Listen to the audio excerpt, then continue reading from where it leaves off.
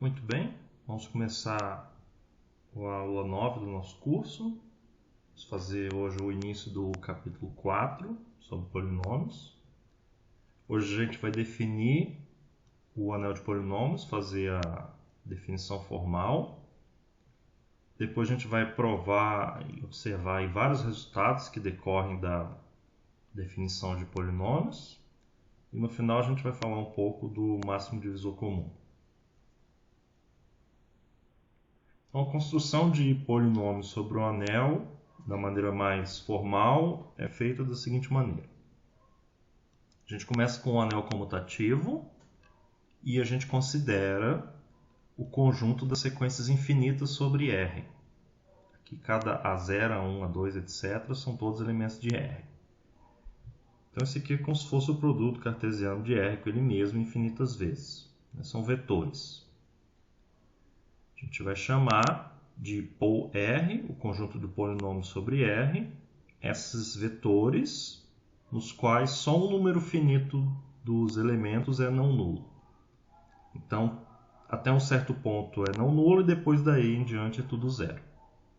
Isso aqui vai ser o conjunto dos polinômios sobre R para a gente.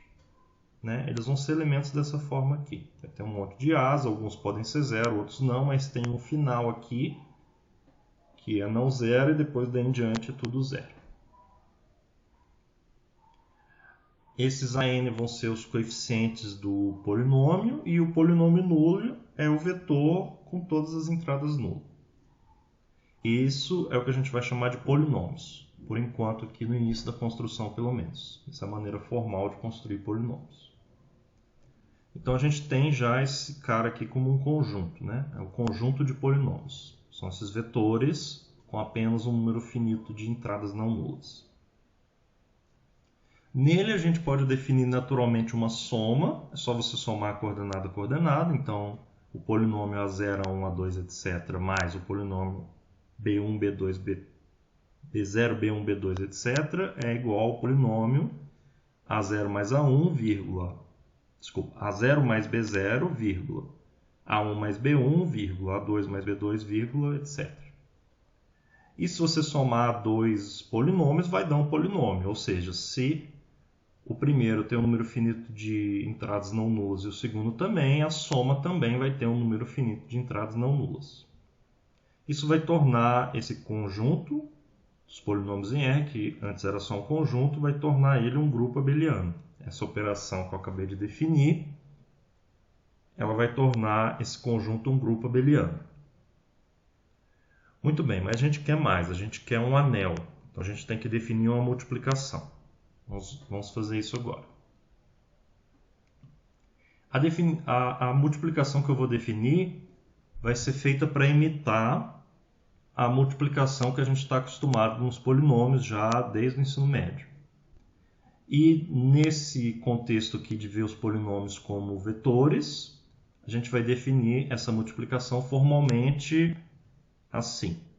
Você começa com um F, que é A0, A1, A2, etc., e um G, que é B0, B1, B2, etc. E a multiplicação de F e G vai ser o vetor C0, C1, C2, etc., onde cada CK é a soma dos AI BJ, em que o I mais J é igual a K. Mais concretamente, esse F vezes G vai ser A0B0, A1B0 mais A0B1, A2B0 mais A1B1 mais A0B2, etc. Isso aqui imita a multiplicação de polinômios que a gente já conhece antes, multiplicação mais ingênua. Então eu defini aqui uma outra operação. Está bem definida, porque não tem a questão de ser representante de nada. Então aqui isso é uma operação bem definida. E você consegue provar que o conjunto ou R dos polinômios sobre R, com essa segunda operação, vai ser um anel comutativo. Então, isso aqui não é uma operação qualquer. Ela vai ser associativa, ela vai ter distributividade com relação à operação de soma que eu defini antes, ela vai ter uma unidade, que é o 1, 0, 0, 0, 0, 0. É só você fazer a continha aqui, você verifica que isso de fato é uma unidade. E ela é comutativa também. O fato do R ser comutativo vai garantir que essa operação é comutativa, né? Aqui, se você trocar a ordem do A e do B, vai dar na mesma. E isso aqui você verifica os axiomas todos lá de anel comutativo que a gente viu da última vez, anel comutativo com unidade. Então, essa multiplicação torna esse conjunto um anel comutativo. Então, a gente já tem a construção aqui desse cara como um anel. Para simplificar a escrita dos elementos do anel de polinômios e também para ficar parecido com o que a gente já está acostumado, a gente vai distinguir um elemento especial dentre todos esses vetores aqui, né? O pol R, o anel de polinômios sobre R, é um conjunto desses vetores em que só um número finito de entradas é não nula. Tem um elemento lá que é especial. Eu vou chamar ele de T. Pode chamar ele de qualquer letra. O elemento é esse aqui. 0, 1, 0, 0, 0, 0. Esse aqui é um elemento desse anel de polinômios, né? Então é um polinômio. E ele vai ser muito conveniente. Por quê? Primeiro, as potências dele, você fazendo a conta com essa multiplicação aqui, vai dar sempre o vetor que tem 1 em uma entrada e 0 nas outras. E o t, mais especificamente, o t elevado a n vai ter 1 na n mais 1ª entrada e 0 nas outras. Ele vai ter 1 na entrada correspondente ao AN, ou CN, e 0 nas outras. E a gente já tinha o 1 antes, né? Essa é a unidade. Esse aqui é o t elevado a 0. Esse aqui é o t elevado a 0. Então ele tem essa conveniência. Muito bem. E outra coisa conveniente é considerar o anel de polinômios R mergulhado dentro... considerar o anel R mergulhado dentro do anel de polinômios pol R. A gente considera isso com esse homomorfismo de anéis, que leva cada elemento A em A0000.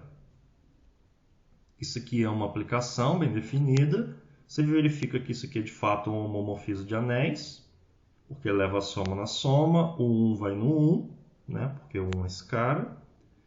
A multiplicação aqui de A a B vai em AB0000, que é de fato o produto do polinômio A000 com o polinômio B000. Se você multiplicar os dois, o C0 vai dar A0B0 e os outros CJs vão dar todos 0. Então, de fato, esse aqui é um homomorfismo de anéis. E ele vai ser injetor, porque se o cara da direita aqui é 0, é claro que o Azinho é 0. Então, isso aqui é um mergulho do R no seu anel de polinômios. A gente interpreta isso aqui como sendo os escalares aqui, como sendo as funções constantes. É isso que é para você ter em mente. Mas, do ponto de vista formal, a gente mergulhou o R dentro do seu anel de polinômios, né? Fez um homomorfismo injetor de R no seu anel de polinômios. Muito bem, então a gente identifica um cara de R com esse polinômio. E agora, outra observação é que se você tiver um polinômio A0, A1, A2 e tiver o polinômio A000 e quiser multiplicar os dois, né, voltando aqui para a continha da multiplicação, considera o G como sendo A000. Então, o B0 é A e os outros BJ são 0. Então, se você olhar essa continha aqui, você vai ver que esse pedaço da direita aqui não vai ter nada, né? Porque é tudo 0. Porque o G é quase tudo 0.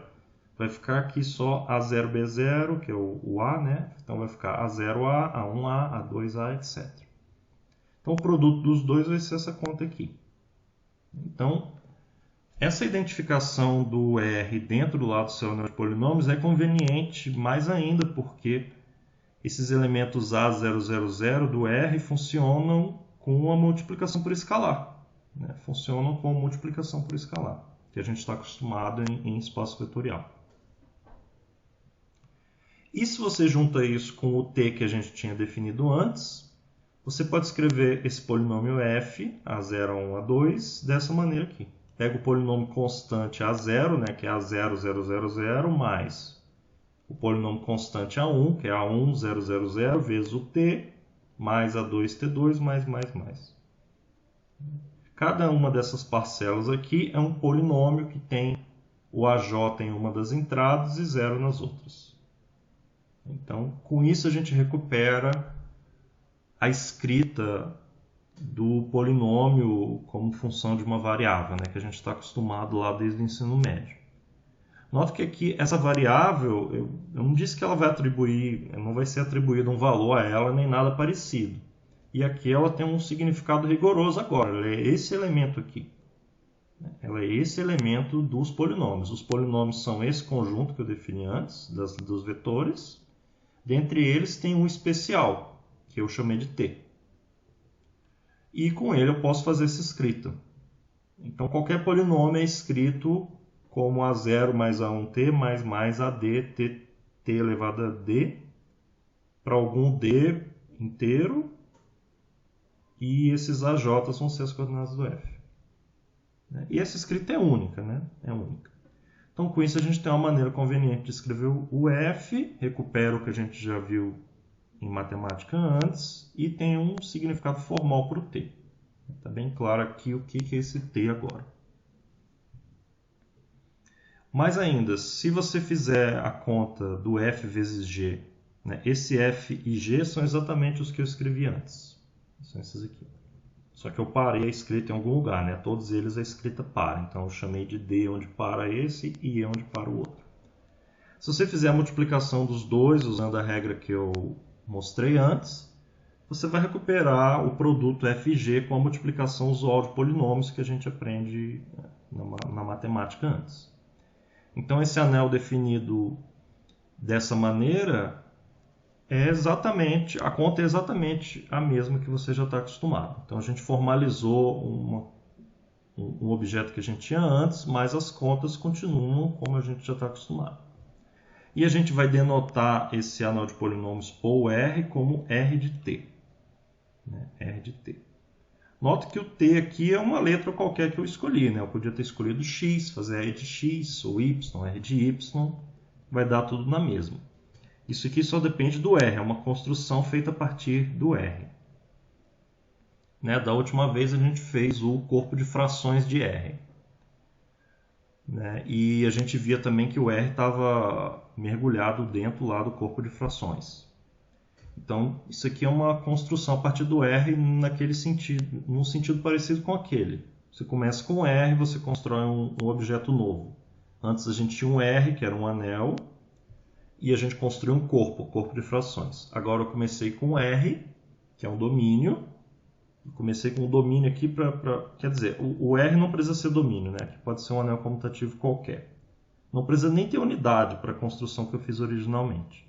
Se ele tiver unidade, o R, o anel de polinômios tem unidade também, essa aqui. E se o anel de polinômios o anel R for um domínio, então o anel de polinômios R de t também vai ser um domínio. Agora, se o R for um corpo, o R de t não vai ser um corpo. Você consegue ver aqui do que a gente fez até agora que claramente esse t não vai ter inverso. Não importa o que você faça, o t não vai ter inverso. Então isso aqui é uma construção nova, que a gente a partir de um anel faz um objeto novo, um outro anel. Uma construção diferente das que a gente fez antes. E o resto desse capítulo é para explorar as propriedades que esse objeto tem, o anel de polinômios sobre R tem. Algumas vão vir do R, algumas vão ser carregadas. É importante você saber se quando o R tem uma propriedade, ela é carregada para o R de t. O fato dele ser domínio é carregado. Aí tem que pensar um pouco mais aqui, mas você mostra que se o R é um domínio, o R de t também é. Se o R tem unidade, como a gente viu aqui, o R de t também tem. Muito bem. E a gente vai ver outras propriedades depois. Algumas vão ser carregadas, outras não. A propriedade de ser corpo não é carregada. Muito bem. Agora vamos definir uma coisa aqui que vai recuperar bastante do que a gente faz em cálculo, embora tenha uma particularidade aqui que não acontece nos cursos de análise, nos cursos de cálculo, que pode acontecer aqui. Eu vou explorar esse fenômeno um pouco exótico, mas a gente não vai se aprofundar nisso, não vai ser tão recorrente, mas é um fenômeno que a gente tem que ter ciência de que pode acontecer. Muito bem, aqui eu vou começar com um anel R, que é um subanel de um anel S, anel comutativo S. Então tem um S e tem um subanel dele R. E eu vou pegar um polinômio f sobre R, exatamente do jeito que a gente definiu antes. E eu vou considerar uma função, eu vou chamar de função polinomial associada a f. Note que aqui o f não é uma função, o f é um vetor, é uma lista, né? A gente definiu esse anel de polinômios como sendo listas. O f não tem, até aqui nesse slide 6, o f não tem papel de função de maneira nenhuma. Não faz sentido algum você dizer que o t é igual a 1 ou t é igual a 2. O t é esse cara aqui. O t é esse cara aqui. A gente vai colocar significado nisso agora. Vai dar um jeito de significar isso agora. Então eu vou definir a função polinomial associada a f de s, como sendo uma função que vai de s em s, que associa cada x de s à conta a0 mais a1x mais ad x elevado a d. Essa conta faz sentido porque x sendo um elemento de s, eu posso multiplicar o x por ele mesmo. O s é um anel. Eu posso também multiplicar os elementos de esses AJs por x ou por potências de x. Porque os AJs são elementos de R e R está em S. E eu posso somar também. Então essa conta da direita tem sentido em S.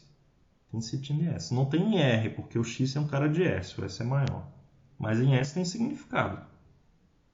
Então eu posso fazer essa conta. Eu fiz a conta com os mesmos coeficientes do f. Muito bem, essa conta, essa função que associa cada x, essa conta não é um homomorfismo, em geral, e a gente vai chamar da função polinomial associada a f. E usando isso, a gente vai definir o que é o morfismo de avaliação. A gente pega um número C do S, e o morfismo de avaliação em C, EVC, é uma aplicação que leva cada polinômio na sua função polinomial associada, avaliada em C. Aqui sim, na fs, eu posso avaliar a fs em qualquer elemento de S. Posso avaliar em C, por exemplo. Isso aqui vai dar A0 mais A1C mais AD C elevado a D. Essa conta.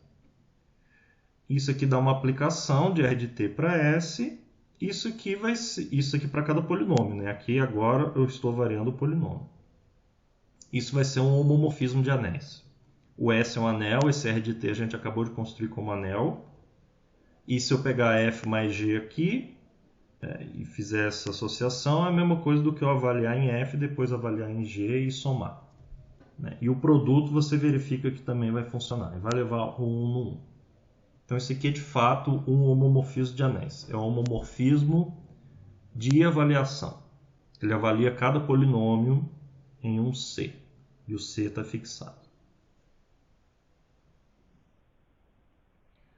Muito bem. Vou fazer um exemplo aqui desse morfismo de avaliação. E da função polinomial associada. Vou fazer a função polinomial associada primeiro.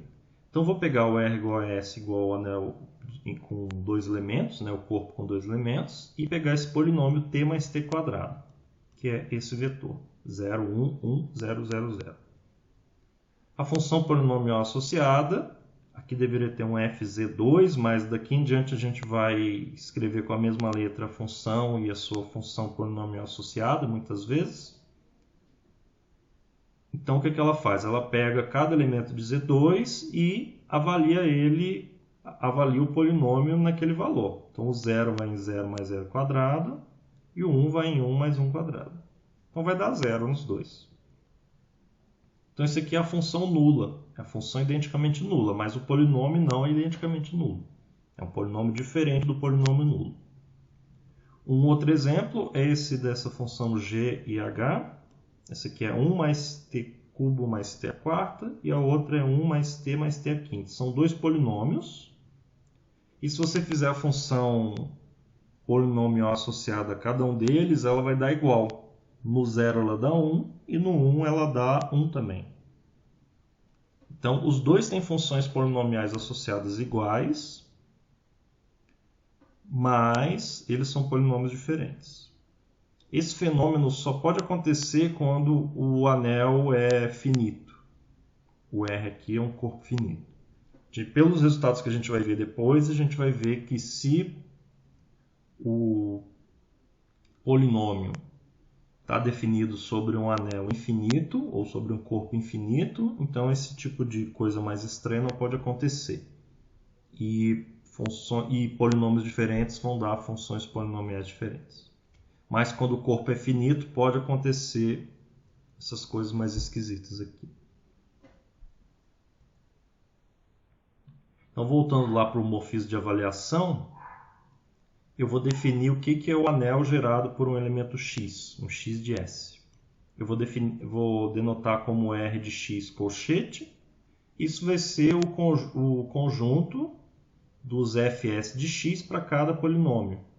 Então, eu fixo x e avalio todos os polinômios possíveis em x. Vai dar vários valores de S diferentes. Isso é o anel gerado por x. Então, o que é isso aqui? Isso aqui são todas as constantes. Também tem todas as constantes mais x vezes as constantes. Depois, constantes mais x vezes constantes mais x2 vezes constantes, etc. Eu vou dar um exemplo ali mais embaixo que deve clarear o que pode acontecer. Mas, voltando aqui para o homomorfismo de avaliação, né, tem esse homomorfismo e aquele objeto R de x que eu acabei de definir está aqui no contradomínio. É a imagem do morfismo de avaliação. É a imagem do morfismo de avaliação. Então, eu tenho essa aplicação que eu restringi o morfismo de avaliação à sua imagem. Agora é sempre sobre ejetor. Pode ser que ele é injetor, pode ser que não. Se ele for injetor, a gente vai dizer que o x é transcendente sobre R. E se ele não for injetor, a gente vai dizer que ele é algébrico sobre R. E se você tiver dois caras transcendentes, claramente o R de x vai ser isomorfo R de y. Porque você vai ter um isomorfismo de R de t para R de x e um isomorfismo também de R de t para R de y. Aí você compõe os dois, você vai ter um isomorfismo de R de x para R de y. E outra observação é que se ele é algébrico, ou seja, isso aqui não é isomorfismo, ou seja, esse φ de x não é injetor. Se ele não é injetor, quer dizer que tem um polinômio não nulo. Aqui deveria ter diferente de zero. Se ele é algébrico, se o x é algébrico, então existe um f não nulo, tal que f de x é igual a zero. É isso que é ser algébrico. Aqui tem um exemplo. Eu peguei o R e o S igual a R e o R igual aos racionais. E o elemento que eu vou fazer o morfismo de avaliação é o raiz de 2. O raiz de 2 é um cara de S, que não está em R. Esse é o caso mais interessante, né? Quando você pega um cara de S que não está em R. E eu fiz o morfismo de avaliação. Eu vou avaliar todos os polinômios no raiz de 2. O que vai dar aqui na direita a imagem? Vai dar o conjunto dos caras A mais B raiz de 2 com A e B racionais.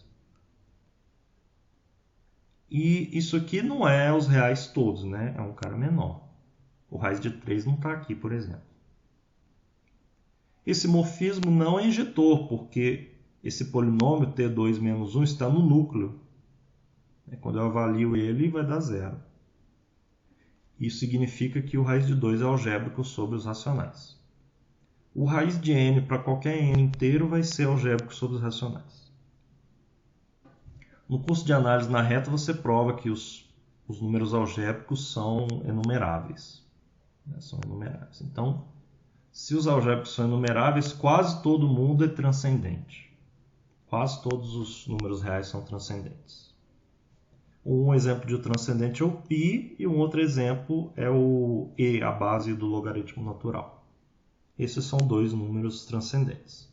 E embora quase todos os números sejam transcendentes, quase todos os números com os quais a gente lida são algébricos, né? São as raízes, a soma, a multiplicação de raízes, tudo isso é algébrico. E você pode fazer um curso inteiro aí para estudar números transcendentes e algébricos. Sobre os racionais mesmo já dá para estudar muita coisa. Muito bem. Agora, para E nos seus próximos resultados, eu vou definir alguns nomes aqui. Daqui em diante a gente vai, a menos que eu diga o contrário, K vai ser um corpo e quase todos os resultados vão ser sobre um corpo, para ficar mais fácil de lidar. Então vamos mexer com anel de polinômio sobre um corpo K. E vamos escrever o f cada polinômio como ANTN mais A0. Quando a gente escreve assim, eu vou dizer que n é o grau de f. Vou denotar como deg f igual a n. Isso aqui é do inglês, né, do degree. Esses AJ são os coeficientes do f. A0 é o termo constante e a n é o termo líder. Isso para f diferente de zero, né? Quando f é zero, a gente diz que o grau dele é menos infinito. E se um elemento alfa é tal que f de alfa é zero, a gente diz que o alfa é raiz de f. Muito bem, isso aqui, essa linguagem é padrão de matemática, né? Vocês já deviam estar acostumados. O primeiro resultado é que se você tiver um polinômio de grau, esse lema e o próximo que eu ver no céu, eu vou usar num teorema mais, vamos dizer, mais interessante. Mas esse lema aqui vai dizer que se você tiver um polinômio não nulo, ou seja, de grau n maior ou igual a zero, e você pegar um elemento do corpo alfa, você pode expandir o f em torno de alfa, no sentido lá da análise, lá da série de Taylor, etc. Aqui, mais precisamente, se você tiver um polinômio f sobre um corpo k, polinômio não nulo, então existem elementos C0, Cn do corpo k, tais que f é C0 mais C1t menos alfa mais Cn vezes t menos alfa elevado a n. Esse t é aquele que a gente usou lá desde o início. Como é que prova isso? Isso aqui eu não preciso de derivada, nem de série de potência, nem de nada disso, de limite, nada disso. Aqui só vou usar o que eu defini ali, a prova é totalmente formal. Aqui tem um esboço. O f é escrito dessa maneira, né? ANTN mais A0, e cada t elevado a j você substitui dessa maneira. O t você substitui por alfa mais t menos alfa. E aí o t elevado a k vai ser alfa mais t menos alfa elevado a k. E uso o binômio de Newton. Uso o binômio de Newton nesse binômio, vai dar alfa elevado a k mais um número vezes t menos alfa. Um número quer dizer um elemento de k, né? Mais um número vezes t menos alfa ao quadrado, mais t menos alfa elevado a k. O binômio de Newton vai funcionar aqui sobre um corpo também. Você pode provar por indução. Então, cada t elevado a j, t elevado a k, vai ser escrito no formato que eu quero. E aí, quando eu multiplicar aqui por escalares e somar, vai continuar nesse formato. Então, claramente, eu posso escrever o f nesse formato pedido. Posso expandir em torno do alfa. Muito bem. Com isso, a gente prova esse outro, que já é mais interessante, que diz que se você tem um polinômio no mesmo contexto de antes, então existe um polinômio h tal que f é igual a t menos alfa h, se somente se o alfa é raiz do f. Então, o f é divisível por t menos alfa se somente se o alfa é a raiz do f.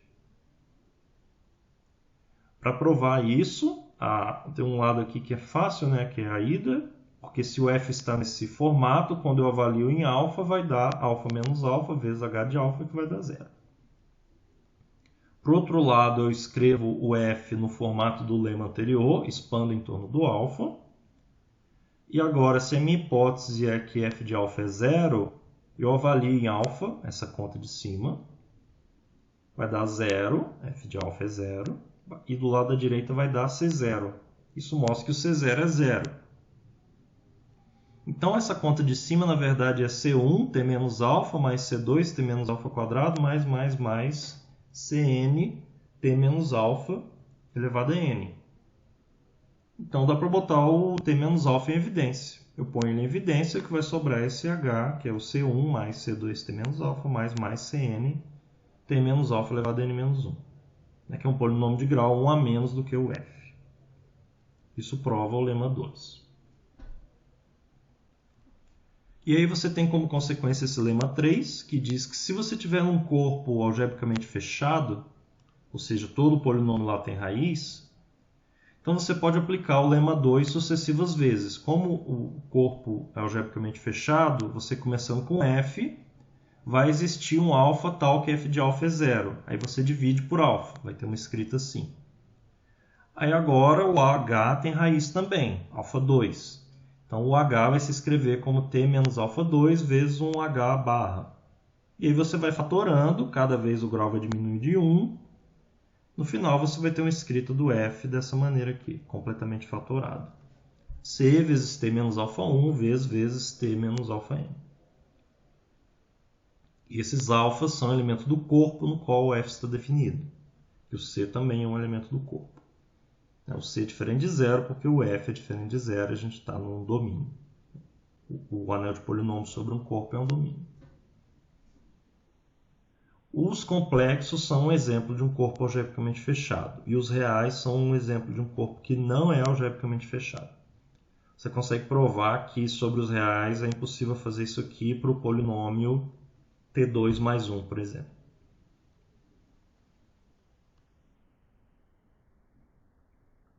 Muito bem. Desses resultados mais elementares vai ser esse teorema, que diz que um polinômio de grau n tem no máximo n raízes.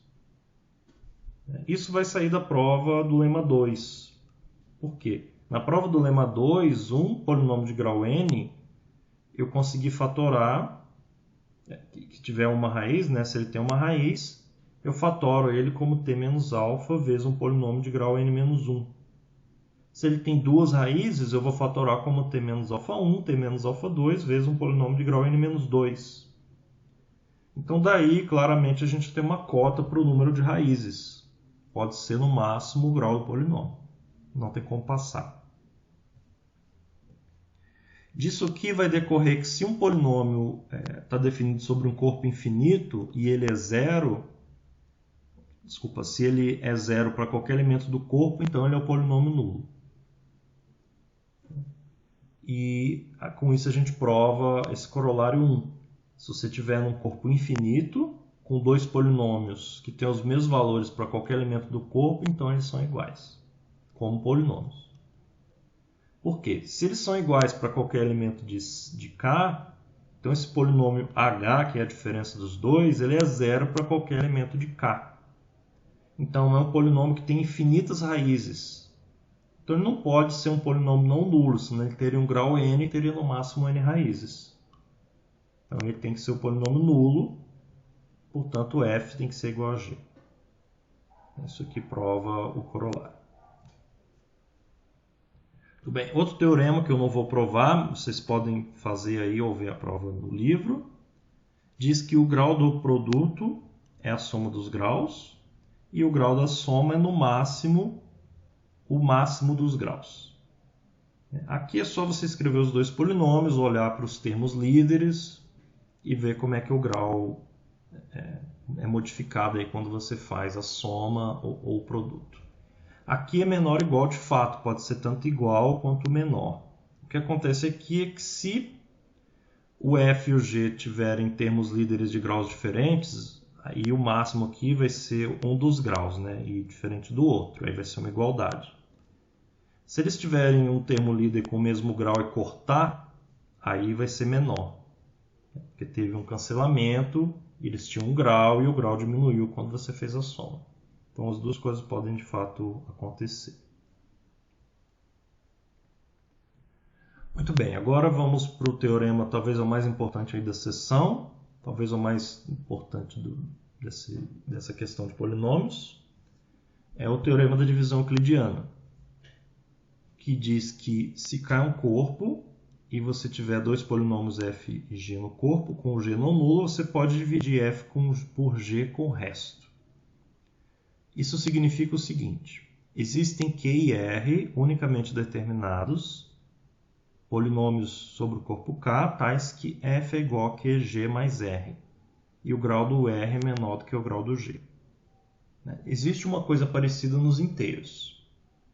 E tem uma definição geral do que é um anel É um anel euclidiano. É quando existe uma divisão euclidiana que generaliza isso aqui em algum sentido. Né? Mas por enquanto a gente está vendo para polinômio. Então, e esse teorema serve para muita coisa. Você faz muita coisa com polinômio só com esse algoritmo da divisão euclidiana aqui. Então, agora vamos ver a prova do teorema aí do algoritmo da divisão euclidiana. Muito bem. Primeiro vamos provar a existência. Então a gente tem que provar aqui que existem esses Q e R que fazem aqui o algoritmo da divisão euclidiana. Isso vai ser por indução no grau de F. Por indução no grau de F. Então vou escrever o F e o G. Escrevi eles como polinômios aí de grau N e M. O G é por hipótese não nulo. Então o último B aqui do G é não nulo. O F pode ser nulo a princípio. Então a base da indução seria o caso em que o grau de F é zero ou o grau é menos infinito. Então, primeiro a gente vai fazer se o N for menor que M, ou seja, se o F tem grau menor do que o de G. Aqui está incluído o caso em que o F é zero, porque nesse caso o grau de F é menos infinito e o grau de G a gente sabe que é maior ou igual a zero. Então, nesse caso, eu estou dividindo o F por G e o grau de F é menor do que o de G. Então, o quociente é zero e o resto é o F.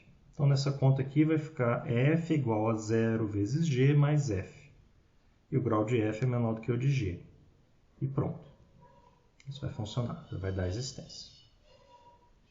Agora vamos fazer o caso em que isso não acontece, que não basta só pegar o quociente igual a zero.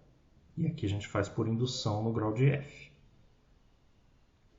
Então, se o grau de F é maior ou igual a M, eu vou de fato dividir. E aqui a divisão é a mesma que a gente aprende lá no ensino médio na divisão de polinômios. Eu vou pegar o termo líder do F, dividir pelo termo líder do G. Então vai dar AN dividido por BM, essa conta aqui.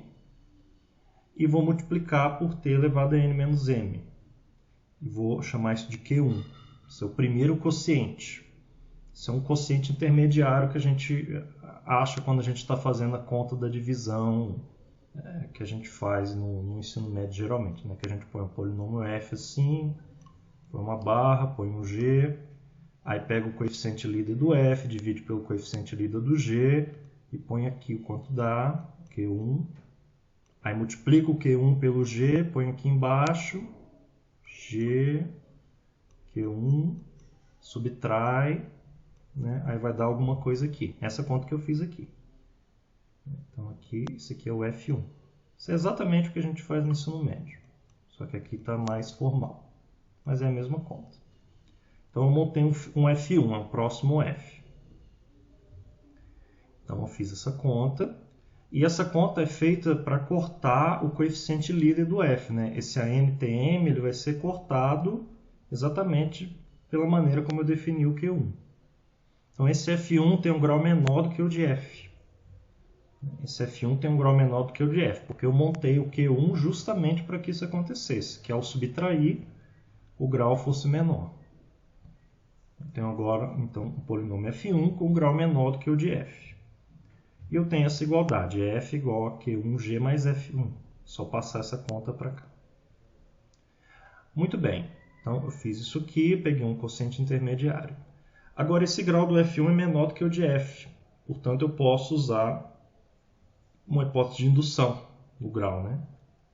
Então tem essa situação e eu vou usar a hipótese de indução agora. Mas primeiro, se o grau de F1 já for menor do que o de G, acabou, né? Porque o Q1 vai ser já o quociente e o F1 é o R, é o resto.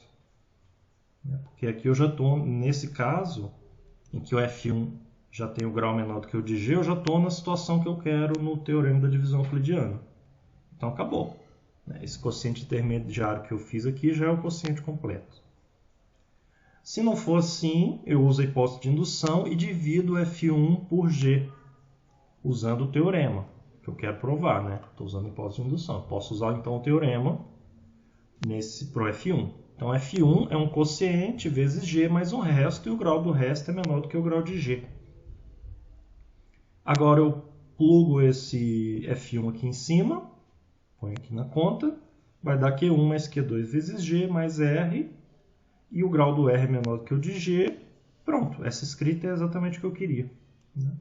Essa escrita Q1 mais Q2 vezes G mais R igual a F, com o grau de R menor do que o de G. Então, se eu chamar o quociente dessa soma Q1 mais Q2, é exatamente o que eu queria. Isso aqui prova a existência.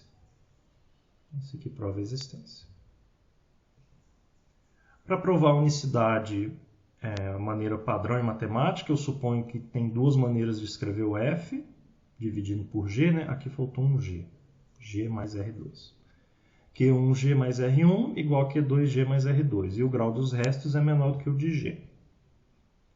E aí você arruma, né? Passa o QG para um lado e os R's para o outro. Fica Q vezes G1 menos G2 igual a R2 menos R1. Agora o que acontece? A minha afirmação é que R1 é igual, que esse lado da direita é zero. A minha afirmação é que isso aqui é zero. Tem que ser zero. Por quê? Se isso não acontecer, quer dizer que o R1 é diferente do R2. Se isso acontece, então o grau desse cara esse cara da esquerda vai ser diferente de zero também, né? Eles são iguais, nenhum dos dois é zero. Esse cara da esquerda não é zero, então nem o Q é zero, nem o G1 menos G2 são zero. Nem o G1 menos G2 é zero. Então, o grau da esquerda é o grau de Q vezes o grau dessa diferença, mais o grau da diferença. Em particular, o grau do lado da esquerda é maior ou igual que o grau de G. Enquanto que o grau do lado da direita é menor ou igual que o grau de R1 e é menor ou igual que o grau de R2. E os dois são menores que o grau de G. Então, o grau da esquerda é maior ou igual a G e o grau da direita é menor do que G, do que o grau de G. Isso é uma contradição. Essa contradição veio do fato de eu assumir que isso aqui não é zero. Então, isso de fato é zero, o R1 é igual a R2, e botando aqui na esquerda, esse produto é zero, e aí ou o Q é zero, ou o G1 menos G2 é zero. Né? E eu estou assumindo que o Q não é zero aqui, então o G1 é igual ao G2. Nesse resultado, eu usei o teorema ali de trás, que fala sobre os graus, cadê esse aqui? Que diz que o grau do produto é a soma dos graus, e o grau da soma é menor ou igual que cada um dos graus. Né? A gente usou isso aqui. Isso aqui prova a unicidade.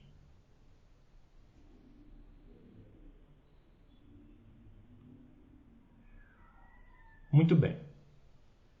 Agora vamos fazer essa parte de máximo divisor comum, vai ser curta. Primeiro um teorema, esse teorema é importante, diz que todo ideal do anel de polinômios sobre um corpo é principal.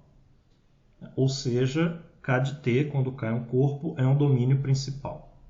A gente vai fazer essa definição no caso mais geral para um anel qualquer depois. A gente vai dizer que um anel é um domínio principal quando ele é um domínio e todo ideal é principal, ou seja, todo ideal é gerado por um único elemento. Então, no caso de polinômios, o que eu quero dizer é que se você tiver um ideal do anel de polinômios, então ele é gerado por um G, onde G é algum polinômio do K de T. Eu botei aqui não nulo, mas se o J for nulo, ele é principal também. Né? Se o J for nulo, ele é gerado pelo zero. E mais ainda, a gente sabe exatamente achar um gerador do J. É só você pegar um G de grau minimal. Pega o G com o grau menor possível. E ele vai servir como um gerador do J. Aqui é um de grau minimal em J. Grau minimal em J. Vamos ver a prova. Aí agora eu vou usar o teorema da divisão euclidiana. Eu pego um F em J, eu quero mostrar que ele é gerado por um G desses. Né? Eu já peguei um G de grau minimal. Né? O conjunto dos graus de elementos de J não nulos é um subconjunto dos inteiros, então tem elemento minimal. Então tem um cara com um grau mínimo possível. Pegue um deles, G. Agora eu pego um F qualquer em J e vou mostrar que F é múltiplo desse G. Eu vou fazer a divisão euclidiana de F por G. Então vai ter um resto R com grau menor do que o de G. E aí o que acontece? O resto é F menos GH, o F está em J, né? O F está em J, e o G também está em J, né? Eu peguei exatamente o cara de grau minimal em J. Então o GH está em J e essa diferença está em J também. Então eu tenho um cara R de J com um grau menor do que o de G. Mas aí eu tinha pegado um G com grau minimal dentre os caras não nulos de J. Isso vai implicar que o R é zero. Como o R é zero, o F é GH, que é o que eu queria mostrar.